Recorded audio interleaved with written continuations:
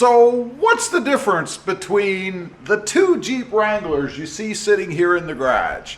First of all, we've got a 2018, my wife's right behind me, and a 2024, which is mine, right over there. Now, there are some big differences under the hood, but otherwise, let's take a real quick look on the outside, because there aren't really a ton of differences between the two. Well, there are some. I'll let you see the dash in here and the radio screen. Here's the console area. Not a whole lot of difference. There's the dash area there, you can see. Now, let's go over, take a quick look inside my 2024. And we'll take a peek inside. You can see the dash is, with a gauge cluster anyway, is somewhat similar. The radio or infotainment system is obviously different, and the dash area has this kind of canvas stuff on it, I guess. And then down here in the center console area, the shifter, the four-wheel drive engagement shifter, pretty much the same. A little bit different interiors there. Otherwise, not a whole lot different. Looking around to the back, let's see, not a whole lot of differences there. You can see we do have a lock back here. I have it with a cover over mine. In the back, she does have a subwoofer back here, which, by the way, kicks arse. If you're into loud music or just good music, this thing is awesome. I highly recommend it. Now, let's go over, take a look at mine, and first of all, you can't see it, but there is no subwoofer under there. I did not get it in this one. That's kind of a drag. Of course, I do have the hard top. She has the soft top. Otherwise, it's relatively the same under here. Not a whole lot of difference. And by the way, I do prefer the hard top. Now, over here, one other thing, notice they got rid of the lock that used to be on previous models anyway. I'm not quite sure when they actually took away that little feature, I suppose. As we're walking along here, she has an antenna. My antenna is in the windshield, which I actually prefer hers, because if the windshield gets damaged, and you know that's going to happen with the Jeep, I have a more expensive unit there. Now, looking under the hood, this obviously is a big difference. Hers is a 3.6 liter V6, naturally aspirated. This is not a turbo. There was a turbo 4 option, I think, when we bought this Jeep, but we opted for the 6-cylinder. So it has a bigger engine. Now, if you look over at mine, oh, one more thing I want to point out. This is her brain right here. The CPU, or the computer part, I guess, of the Jeep. Now, let's go look at mine. I have the 2-liter 4-cylinder turbo. Obviously, it's a smaller engine, not as much power, and I'll tell you that's for sure, as what's in her Jeep. Now, my brain is smaller. She would say that's true anyway, but it's right here. You can see it's a much smaller device.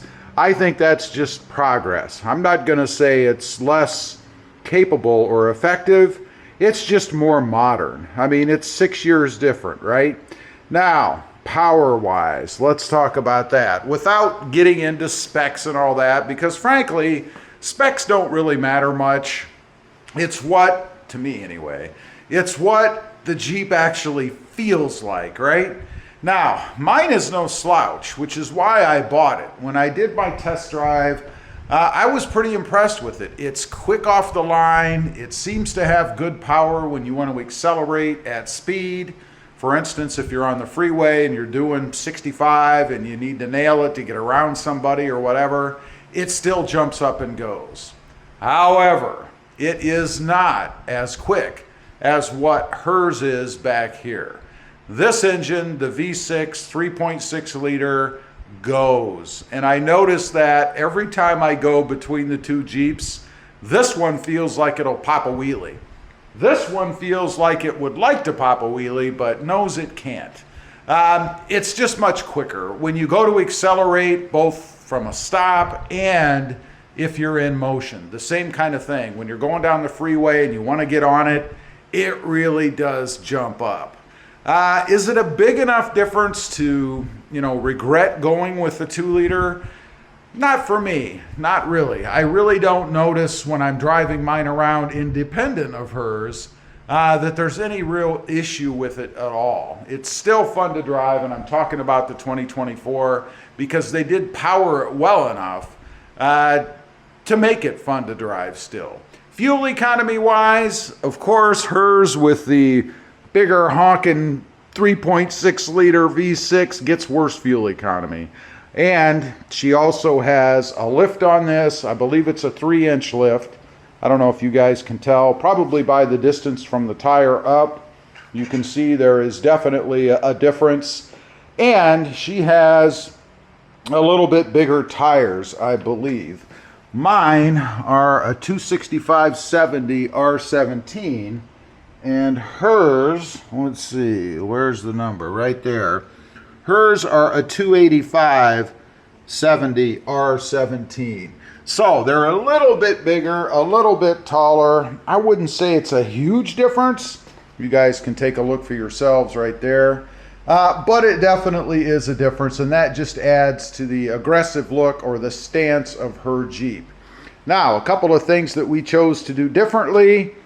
Side steps. She wanted to have side steps because of the lift. Honestly, these are really running boards. I'm not a big fan of running boards on anything. If you notice my Tacoma out there, it does not have anything on the side of it because I like it better that way. I just think it's a more aggressive look, and plus, when you don't have steps, it makes the truck look a little bit taller. There is no lift on that truck, by the way. Now, mine, as I mentioned, does not have any kind of running board or step on it. What I did, this is called a ruby rail, I believe, and the whole purpose of it, at least for me anyway, is to hide the pinch weld. You can still see hers if you look close right there in between the step and the Jeep itself. On mine, I suppose you could see it if you put your eyeball right up there in that gap, but you really can't tell it's there at all. I like the look of that. The other difference, major difference, I think, is the front end. I have chosen to keep mine stock for the most part. I did change the grill to a black grill. It's still a stock grill though, and I did put the little slats in there, or the headlight guards. She went with this aftermarket, what I think is kind of an angry face grill. If you look at that, you can see the eyebrows, the eyes, and then of course what looks to be a mouth down here. I've never been a big fan of that look myself, so that's a personal preference thing. And of course, she has the Rubicon stubby bumper up here. This is a Mopar bumper. And I still have the stock bumper on mine. That will be changing though. I'm not a big fan of that bumper. Anyway, I just wanted to get on, kind of give you guys a little rundown. What's the difference between the 2018 and the 2024, the V6 versus the 4-cylinder. And there you have it. Leave a comment, let me know. Which one would you opt for? This one, my wife's, or that one, mine? I'd just be curious to know. Thanks for watching. Stay safe out there. Bye.